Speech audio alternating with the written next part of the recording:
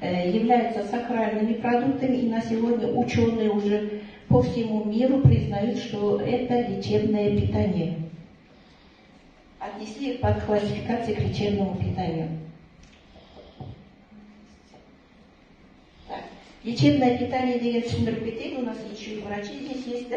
Это знаете, что такое? Лечебное питание, это вот, мы когда заболеваем, всем назначают диету, да, какую-то. И даже это қазақтың сөзі бар, ішің ауырса аузыңды тый деп, иә?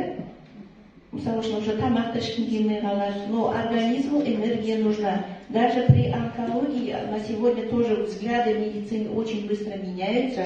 То, что было раньше, я же говорю, мы от Запада сегодня идет слияние западной и восточной медицины, потому что западная медицина поняла, что Восток — это знания, глубокие знания, которые именно на организм человека смотрят в целом, в связи со Вселенной, да, с космическими законами и в связи с законами наших предков, да, поэтому мы не должны отходить от себя.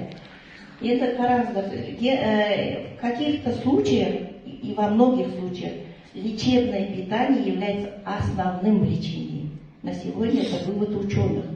Я не говорю, что нужно отменить медицинское лечение. Поймите правильно, это не лекарство. Вот самое главное, это не лекарство, да?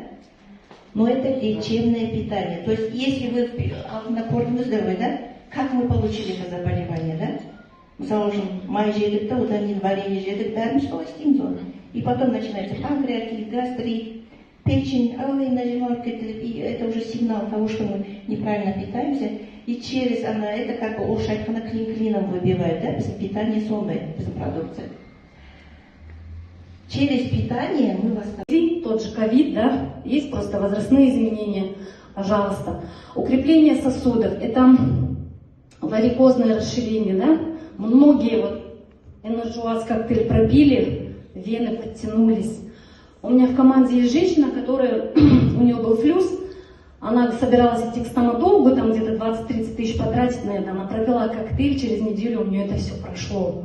Она вообще, варикозное расширение вен прошло, энергию дает этот коктейль. То есть этот продукт, он для профилактики, прежде всего, здоровым людям, молодым людям. Я сейчас просто затрону тоже тему именно молодежи, почему эти продукты нужны нашим молодым людям, нашим детям, потому что это профилактика. Гульмира Васильевна очень хорошо раскрыла, мы прям на одной волне, все, что я хотела сказать, она прям это все рассказала. Именно наш генофонд, именно здоровье нашего подрастающего поколения, наших молодых людей, наших детей. Моему сыну 25 лет, я действительно беспокоюсь, я вижу, чем они питаются, они пьют эти энергетики, а это же вредно для сердца, понимаете? То есть 25 лет, а у этого молодого человека организм уже как у 40-летнего. То есть это уже о чем говорит. То есть продукция умного, правильного питания, благодаря просто одному пакетику, 2 пакетика в день, и наша молодежь, во-первых, будет естественно натуральная энергия, во-вторых,